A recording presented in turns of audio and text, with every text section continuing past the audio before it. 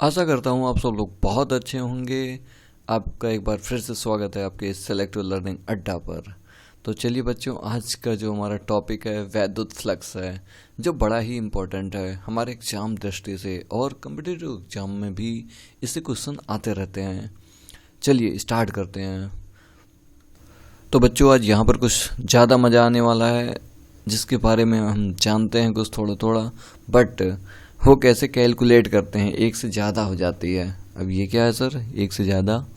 देखिए, electric field line, जब electric field line है ना किसी पृष्ठ से संबंध होती है, तो हमें देखना है कितने बल रेखाएं संबंध हो रहे हैं। ठीक है, तो वो सब चीज़ें किस में आ जाती हैं, वैद्युत फ्लक्स में।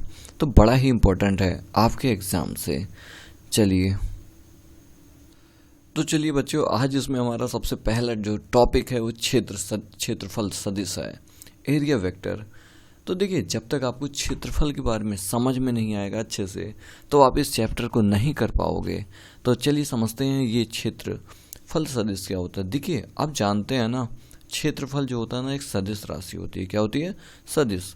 जैसे मान लो ये एक क्षेत्रफल है, क्या ये एक क्षेत्रफल है, तो अगर बात करें इसका पृष्ठ की तरफ, ऊपर की तरफ है भाई, तो इसका जो ए की डायरेक्शन होगी ना, किधर होगी? ऊपर की तरफ होगी। मान लो इसके डायरेक्शन को किससे हमने शो किया? एन कैप से, तो इसका परिमाण ए होगा। तो ए को अगर क्षेत्रफल बनाना है तो क्या करोगे भाई? वेक्टर ए बराबर एन ए कैप। क्या करोगे? N A cap, N cap A, यानी कि ए इसका परिमाण हो गया, परिमाण, और एन कैप क्या हो गया? दिशा हो गई, जिसको कहते हैं एकांक दिशा कहते हैं। क्या कहते हैं? एकांक दिशा कहते हैं। तो बच्चों, आपको यही ध्यान रखना है, जो एक क्षेत्रफल सदिश होता है वो हमेशा अपने तल से लंबवत होता है। कैसा होता है? लंबवत। अगर मैं इसकी डिफिनीशन बनाना चाहूँ तो कुछ इस तरह से लिख सकता हूँ। हाँ, एक ज़रूरी बात, आप जब भी है ना स्टडी करें तो हमेशा एक कॉपी और एक पेन लेके साथ में बैठें, जिससे आप नोट्स बनाते रहें प्रॉपर वे में। यहाँ पर जो कंटेंट दिए जाएंगे वो बहुत अच्छी तरह से बनाए जाते हैं। तो चलिए देखते हैं ना आगे। तो आप इसको आप लिखते रहेंगे, ठीक है। तो देखिए, क्षेत्रफल सदिश को इस तरह से कुछ हम डिफाइन कर सकते हैं, जैसे, तो यहाँ पर ये आपको दिख रहा होगा सामने। यहाँ पर जो क्षेत्रफल है ना हमेशा अपने पृष्ठ से कैसा होता है? अभिलंबवत होता है, ठीक है। उसी को हम क्या कहते हैं? क्षेत्रफल सदिश कहते हैं, ठीक है। उसके पास क्या होगा? एक परिमाण होगा और दिशाएं भी होंगी। आप ये बात ध्यान रखना। चलिए थोड़ा आगे बढ़ते हैं। अब बात करते हैं घनकोण क्या होता है, सॉलिड एंगल। क्या? Solid angle. तो देखिए, अगर आप यहाँ पर है ना, मान लो ये एक छोटा सा पार्ट है, मान लो वृत्त है। क्या है? वृत्त है। वृत्त सॉलिड ले लो, एक पूरी तरह से सॉलिड है, वृत्त नहीं है। तो यहाँ पे एक छोटा सा अगर हम पृष्ठ कट करें, ठीक है, तो इस पृष्ठ के द्वारा मान लो किसी कोई पॉइंट आपका पी है, ये ऐसे कोण आंतरित करेगा यहाँ पे, ऐसे गोल सा, ठीक है। इसी को हम घन कोण कहते हैं। क्या कहते हैं? घन कोण। इसको ओमेगा से शो करते हैं। अगर ये छोटा सा कोण है तो ओमेगा होगा। क्या होगा? ओमेगा होगा भाई। क्या होगा? ओमेगा यहाँ पर कोण। अच्छा, ये क्षेत्रफल बहुत छोटा होगा, इसलिए इसको हमने क्या मान लिया? D A. इनकी दूरी मान लो आर है। क्या है? आर। तो आपका जो ओमेगा होता है ना, डी ओमेगा, जैसे आप पढ़ते थे चाप बटे त्रिज्या, तो ऐसे यहाँ पे क्षेत्रफल बटे त्रिज्या का स्क्वायर, ठीक है। वहाँ पर साइड जो होती थी ना, सिंगल सिंगल पावर होती थी। यहाँ पे जो साइड होगा है ना, वो स्क्वायर में होगा। तो देखिए, d A upon r square. ये ध्यान रखना, ये एक वेक्टर क्वांटिटी है, वेक्टर की डायरेक्शन में लेंगे। अगर वेक्टर है ना, मान लो इससे कुछ एंगल बनाता, थीटा एंगल बनाता, है ना, कितना? थीटा एंगल बनाता, है ना। जैसे हमने जो पृष्ठ काटा वो थोड़ा सा पृष्ठ से कितना एंगल बनाता, मान लो डी ए की डायरेक्शन ये होती और कितना एंगल बनाता? थीटा। तो हमेशा ध्यान रखना, डी ए जो होगा ना वो इस दिशा में होनी चाहिए, यानी कि इसका कंपोनेंट ले लेंगे डी ए कॉस थीटा। तो इसकी जगह हम क्या लिख सकते हैं? डी ओमेगा बराबर d A cos theta upon r square.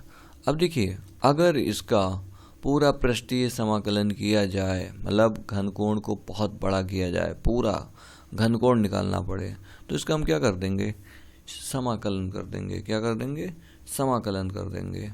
आइए भाई इसका समाकलन करिए। Integration d A cos theta upon r square, जो इसका होल समाकलन होगा पूरे पृष्ठ का, ठीक है। कितना होता है आप याद रखिए, 4 पाई होता है। क्या होता है, 4 पाई होता है। ज़्यादा यहाँ पर कुछ करना है नहीं, बस आप इतना ध्यान रखिए, छोटे से कोण के लिए घनकोण ये होगा और पूरे पृष्ठ का निकालना है ना, तो क्या होगा, 4 पाई होगा। देखिए जहाँ पे मुझे ज़रूरत होगी पूरे पृष्ठ के लिए हम रखेंगे, ठीक है।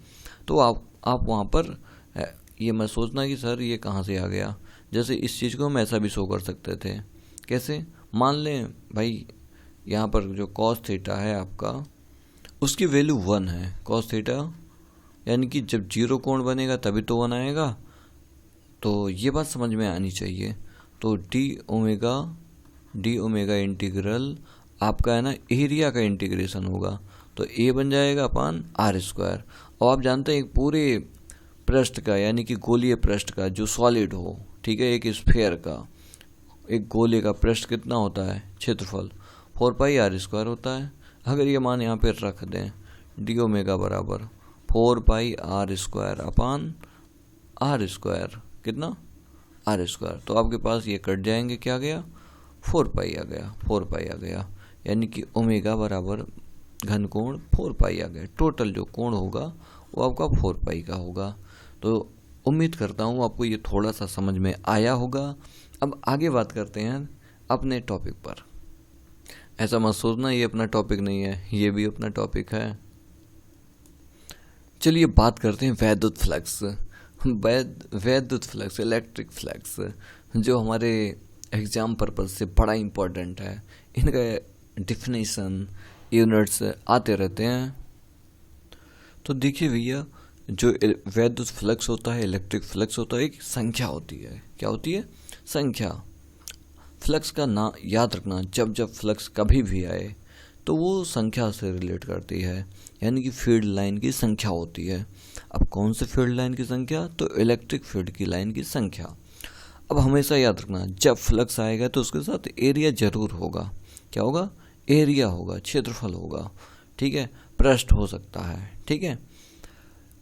तो यहाँ पर ध्यान रखना, वैद्युत फ्लक्स क्या होता है। देखिए किसी पृष्ठ से संबंध वैद्युत बल रेखाओं की संख्या को किसी पृष्ठ से संबंध कुल वैद्युत बल रेखाओं की संख्या को क्या कहते हैं, फ्लक्स। अगर मान लो कुछ बल रेखाएं हैं जो इसके ऊपर और नीचे से निकल रही हैं, तो ये आपकी जो है ना, ये इलेक्ट्रिक फ्लक्स नहीं है। जो केवल इससे पास कर रही हैं ना, वही आपके क्या है, फ्लक्स हैं। क्या है, फ्लक्स हैं। तो ध्यान रखना, किसी पृष्ठ से संबंध वैद्युत बल रेखाओं की संख्या को क्या कहते हैं, वैद्युत फ्लक्स कहते हैं। आइए देख लेते हैं इनको भी। जैसे आप यहाँ पर देख सकते हैं किसी पृष्ठ से गुजरने वाली कुल वैद्युत बल रेखाओं की संख्या को प्रदर्शित करता है। इसे क्या कहते हैं, वैद्युत फ्लक्स। अब ये जो आपका पृष्ठ है ना, ये आपका ऐसा भी हो सकता है, देखिए ध्यान से, ये ऐसा भी हो सकता है। मान लो यहाँ पर एक क्यू आवेश रखा है। क्या रखा है, क्यू आवेश। तो ये अपनी फील्ड लाइनें ऐसे भेजेगा, प्लस का क्यू आवेश है, तो प्लस के क्यू आवेश में वैद्युत बल रेखाएं बाहर की तरफ निकलती हैं। तो यहाँ पर आप देख रहे हैं ना, ये प्लस क्यू आवेश का जितनी भी फील्ड लाइन है इस बंद पृष्ठ से क्या हो रही हैं, संबंध हो रही हैं, है ना। तो इनका एक ग्रुप बन जाता है बल रेखाओं की संख्या का। उसी को हम क्या कहते हैं, वैद्युत फ्लक्स कहते हैं। क्या कहते हैं, वैद्युत फ्लक्स। तो आई होप आपको ये थोड़ा सा समझ में आया होगा। आइए बात करते हैं इसको हम कैसे डिनोट करेंगे, क्या होगा इसका मान, उस पर हम चर्चा करते हैं थोड़ा सा। आई होप आपको यहाँ तक समझ में आया होगा। और देखते हैं थोड़ा, इस वैद्युत फ्लक्स को हम फाई से डिनोट करते हैं। किससे, फाई से, फाई ई, ठीक है। आप ध्यान रखना, इसको किससे डिनोट किया जाता है, फाई ई से। तो आइए समझते हैं ये फाई ई क्या होता है। तो देखिए, जब किसी पृष्ठ से है ना बल रेखाएं क्या होती हैं भाई, गुजरती हैं। अब देखो, मान लो हमने क्या किया, ऐसे हमने बहुत बल रेखाएं खींची, है ना, निकल रही हैं यहाँ से प्लस क्यू आवेश से। अब मुझे ये चेक करना है कि यहाँ से जो वैद्युत फ्लक्स का लिंकेज हो रहा है, यानी कि इलेक्ट्रिक फील्ड लाइन का जो लिंकेज हो रहा है कितना है, वही आपका क्या होता है, वैद्युत फ्लक्स होता है। तो देखिए ध्यान से, यहाँ पे हम कैसे कर पाएंगे, जब भी आपको लिंकेज निकालना हो ना, तो हमेशा दोनों की दिशाओं को सेम दिशा में लेते हैं। कैसे, डी ए मान लो आपका थीटा कोण पर है, तो थीटा कोण जिस पे थीटा कोण बनता है वो किसका कंपोनेंट होता है, डी ए कॉस थीटा का। तो ध्यान रखना, लिंकेज शो करना है तो इनका और इनका गुणा कर देते हैं, ई और डी ए कॉस थीटा का। तो अगर हम यहाँ पर बात करें आपका जो वैद्युत फ्लक्स होगा, देखिए छोटा सा आपका सरफेस है तो थोड़ा सा लिंकेज होगा, यानी कि डी फाई ई बराबर आपका क्या होगा, ये ध्यान रखेंगे आपका फाई से प्रदर्शित किया जाता है, गुणा कर दो आप, D A cos theta into E. अच्छा इस चीज़ को आप ध्यान से देखिए, डी बराबर ऐसा लिख सकते हैं कि नहीं, E D A cos theta, क्या कॉस थीटा। अच्छा ऐसा आपने कभी देखा होगा, वेक्टर ए डॉट बी बराबर आपका क्या होता है, A B cos theta, A B cos theta. तो समझ में आया। अच्छा ये डॉट प्रोडक्ट भी होता है, क्या होता है, डॉट प्रोडक्ट, अदिश गुणन। तो इसको हम क्या लिख सकते हैं, vector E dot D A vector. ठीक है, आई होप आपको ये समझ में आया होगा। अगर ऐसे भी लिख सकते हैं, अगर मान लो फ्लक्स आपका ज़्यादा है तो इस फाई ई को हम, फाई अगर लिखें तो ई को ई लिखेंगे और डी ए को ए लिख देंगे, है ना। छोटा सा एरिया होगा तो छोटा सा फील्ड आएगा, अगर बड़े एरिया के लिए बात करेंगे तो ए लिखेंगे डायरेक्ट। ठीक है, और एक बात और ध्यान रखना, मान लो आपको है ना डॉट प्रोडक्ट ना दिया जाए, तब आप कैसे करेंगे, तो आप इसको समाकलन के फॉर्म में करेंगे। किस रूप में, समाकलन के फॉर्म में, यानी कि इंटीग्रेशन डी फाई ई बराबर integration E D A cos theta. आप इसको ध्यान रखिए, यहाँ पर समाकलन किसका होगा, पृष्ठ का होगा। किसका होगा, पृष्ठ का। ये बड़ा इंपॉर्टेंट है, ये बात ध्यान रखना आप। ठीक है, यहाँ पर हम उस एरिया की बात करेंगे जिसका हम एरिया निकाल नहीं सकते हैं या कोई वैल्यू डायरेक्ट नहीं होती है, तो हम इंटीग्रेशन कर देंगे। अब कैसे करना उस चीज़ को हम आगे देखेंगे। तो आप भैया यहाँ पर 3 बात याद रखना, एंगल दिया जाए तो आप ये फॉर्मूला लगाना है आपको, जब वेक्टर के फॉर्म में दिया जाए तो ये लगाना है, और आपको जब है ना ऐसा कुछ हो, डी ए अलग हो, वेरिएबल टाइप का हो, तो आपको ये लगाना है। जैसे अगर हम छोटा सा एक न्यूमेरिकल करना चाहूँ, मान लो आपको क्वेश्चन दिया गया कि ई की जो वैल्यू है वो आपका 2i + 3j है, और एरिया की जो वैल्यू है ना, क्षेत्रफल, वो 3i कैप है। ठीक है, यहाँ पे कैप होते हैं। अब बोला गया मुझसे सर फाइंड करिए, फाइंड फ्लक्स, फाई की वैल्यू निकालिए। कैसे निकालेंगे, तो देखिए बहुत सिंपल है, जब आपको वेक्टर के फॉर्म में दिया जाए तो आप डॉट वाला मेथड अपनाएं। आप जानते हैं फ्लक्स ई बराबर क्या होता है, ई डॉट ए होता है वेक्टर में। अब अगर हम वैल्यू रख दें 2i + के 3j, है ना, डॉट 3i, तो आप डॉट प्रोडक्ट में अच्छे से ये जानते हैं, आई का केवल आई में मल्टीप्लाई करते हैं और आई का जे में करेंगे तो 0 हो जाता है, इसलिए हम सेम वाले का मल्टीप्लाई कर लेते हैं। अगर हम 3 का चलो 2 में करते हैं, कितना हुआ 6 आई डॉट आई, प्लस अगर हम 3 का 3 में करते हैं तो 9 होगा, है ना, जे डॉट आई। बट आप कुछ बातें जानते हैं, आई डॉट आई सेम का डॉट प्रोडक्ट 1 होता है, अपोजिट का क्या होता है, जे डॉट आई हो या आई डॉट जे हो, उसकी वैल्यू 0 होती है। तो आपको केवल यहाँ पर क्या मिलने वाला है, 6, और आई का आई में होगा 1 हो जाएगा। ठीक है, 6 मिला आपको, क्या मिला, 6। और इसका मात्रक क्या होगा, आप चलिए मैं बता दे रहा हूँ, इसका जो मात्रक है न्यूटन मीटर होगा। क्या होगा, न्यूटन मीटर। अभी मैं आगे इसके बारे में डिस्कस करता हूँ। ठीक है, चलिए अब देख लेते हैं वैद्युत फ्लक्स का मात्रक तथा विमा। अच्छा, तो हम जानते हैं फाई बराबर क्या होता है, ई ए होता है, ई ए। तो यहाँ पर इलेक्ट्रिक फील्ड की मात्रक रखेंगे और इधर क्षेत्रफल का मात्रक रखेंगे। तो अगर हम मात्रक के बारे में बात करें तो फाई ई का जो मात्रक होगा वो आपका क्या होगा, देखिए इसका मात्रक होता है न्यूटन न्यूटन, बताइए ना, न्यूटन पर कूलाम क्या होता है, न्यूटन पर कूलाम इंटू एरिया का क्या होगा, मीटर स्क्वायर। ओ सॉरी, यहाँ पर आपको करना था न्यूटन पर कूलाम मीटर स्क्वायर। चलिए कोई बात नहीं, आप इसको सही कर लीजिए। तो आपको ये समझ में आया होगा। आप चाहें तो हिंदी में लिख सकते हैं, न्यूटन पर कूलाम और इंटू मीटर का स्क्वायर, ठीक है, क्षेत्रफल है। अब अगर हम बात करें इसके बीमा के बारे में, बीमा देखिए क्या होता है, फाई ई का बीमा हम निकालने आए हैं भाई। ये एन क्या है, बल है ना, बल का क्या होता है बीमा, m/L/2। मीटर के क्या होता है, एल स्क्वायर अपान, ये चार्ज है, चार्ज का क्या होता है A/T, धारा गुणा समय, ठीक है, ये धारा हो गया एम्पियर। अब m को पहले समेट लो आप, m हो गया, और उसके बाद l को समेट लो, L³ हो गया।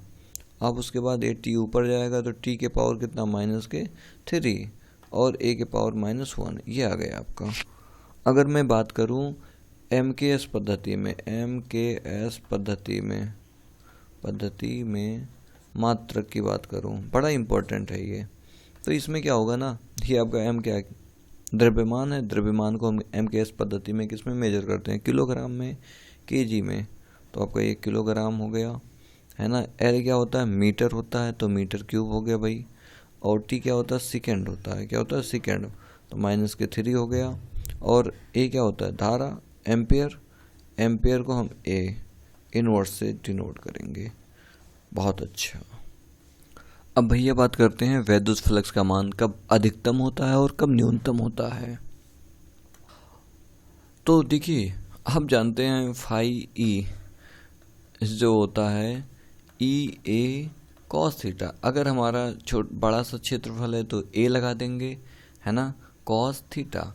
अगर यहाँ पे मान लेते हैं कुछ इलेक्ट्रिक फील्ड लाइन है, जैसे जैसे आप यहाँ पर देख रहे हैं, ये आपका क्षेत्रफल हो गया वेक्टर, ये, और ये आपका इलेक्ट्रिक फील्ड हो गया। तो यहाँ पर आप देख सकते हैं कुछ कोण बन रहा है, कितना बन रहा है, थीटा कोण बन रहा है। तो उसके लिए तो ये होगा। बट अब मुझे पता करना है कि भाई ये फ्लक्स है ना, अधिकतम फ्लक्स कब मुझे प्राप्त होगा। तो आप यहाँ पर देख सकते हैं ना, ये वाली एक इलेक्ट्रिक फील्ड लाइन छूट रही है ना। अगर ये भी इसमें आ जाए, थोड़ा सा ये और है ना स्ट्रेट हो जाए, तो आपको है ना, हो सकता है ये वाली फील्ड लाइन इसके अंदर से होके जाए, तो यानी कि एक फील्ड लाइन और मिल जाएगा। तो ध्यान रखना, अधिकतम फ्लक्स कब तुम्हें मिलेगा, तो इस थीटा की वैल्यू ना ऐसे सिमट जाए, यानी कि 0 हो जाए थीटा की वैल्यू। तो अगर थीटा का मान क्या होता है, 0, तो उस समय आपको जो फाई ई मिलेगा, मैक्सिमम मिलेगा, सबसे अधिक कितना होगा, EA होगा। क्या होगा, EA।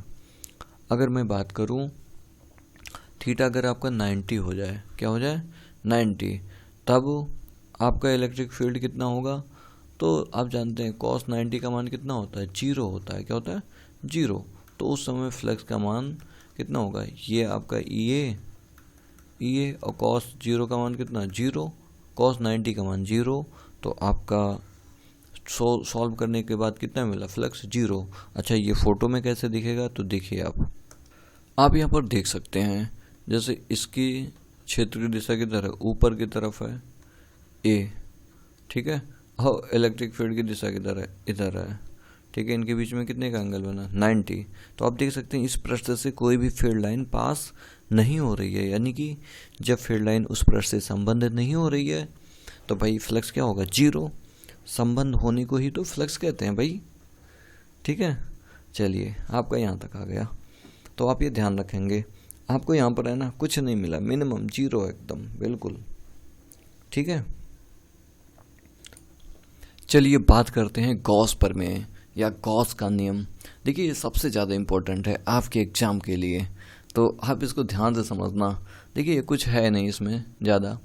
गॉस का क्या नियम होता है, ये कहता है कि सर अगर कहीं आपको वैद्युत फ्लक्स बनाना है ना, तो आप एक काम करना, मान लो आपके पास बहुत सारे आवेश है, Q1, Q2, Q3, Q4, ठीक है, Q4।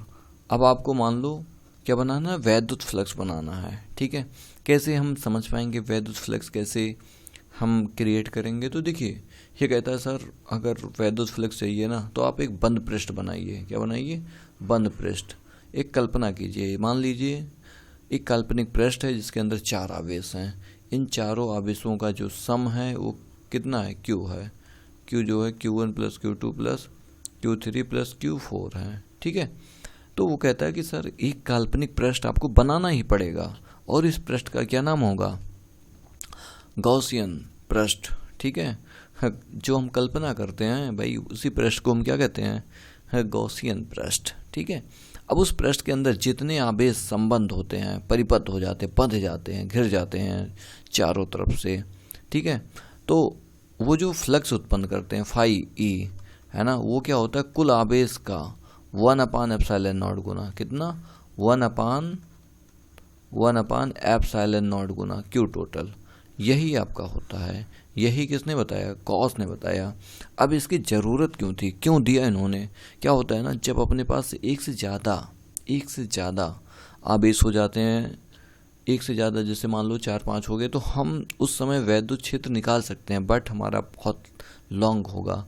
अगर ऐसे 1000 दे दिया जाए आपको आवेश, 1 लाख दे दिया जाए, अनंत दे दिया जाए, तो आप कैसे निकालेंगे? क्या आप पेज भरते रहेंगे? नहीं, उसके लिए कुछ ना कुछ सोचना पड़ेगा।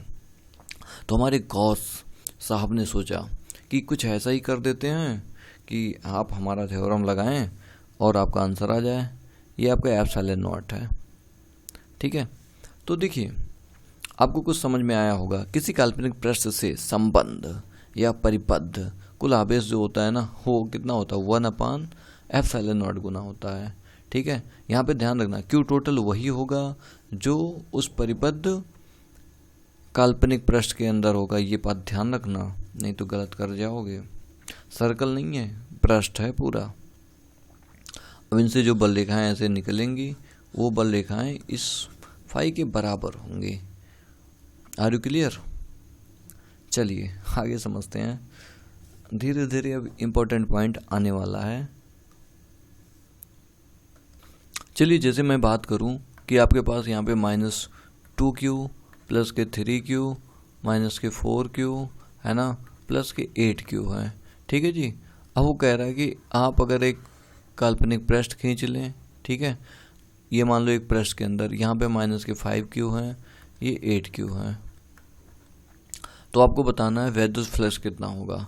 तो आप एक बात ध्यान रखना, आप इस बंद पृष्ठ के अंदर का ही आप आवेश सम करेंगे, यानी कि जो आपके पास Q टोटल होगा कितना होगा? -2Q प्लस के 3Q प्लस के 4Q है ना, -4Q है जी, -4Q प्लस के 8Q। अब इनको अगर आप जोड़ते हैं तो कितना आएगा? देखिए आप, है ना, ये -2Q -4Q -6Q और 3 और 8 आपके 11Q हो गए। देखिए यहाँ से कैंसिल हो जाएंगे, कितने आ जाएंगे बताइए? 5Q। टोटल आवेश कितना आया? 5Q आया। अच्छा, तो सर अब बताइए आप, है ना, फ्लक्स बता दीजिए मुझे। फाई बराबर कितना होता है? Q टोटल अपान कितना? ε0। लो मान ले लो 5Q अपान कितना? ε0। ये आपका आंसर आ गया। ठीक है, तो आई होप आपको ये समझ में आया होगा। चलिए दोस्तों, बात करेंगे अब अगले लेक्चर में इसी पर गॉस प्रमेय पर, है ना, न्यूमेरिकल इम्पोर्टेंट वाली जो एग्ज़ाम में आए हैं उसको भी करेंगे, और इसके साथ ही साथ, है ना, इसमें डेरिवेशन है, अनुप्रयोग हैं, उसको भी हम करेंगे जो हमारे एग्ज़ाम के लिए बेहद इम्पोर्टेंट है। तो अगर आपको ये पूरा लेक्चर समझ में आया हो तो आप लाइक करें, शेयर करें इस वीडियो को ज़्यादा से ज़्यादा। चलिए, thank you for watching this video.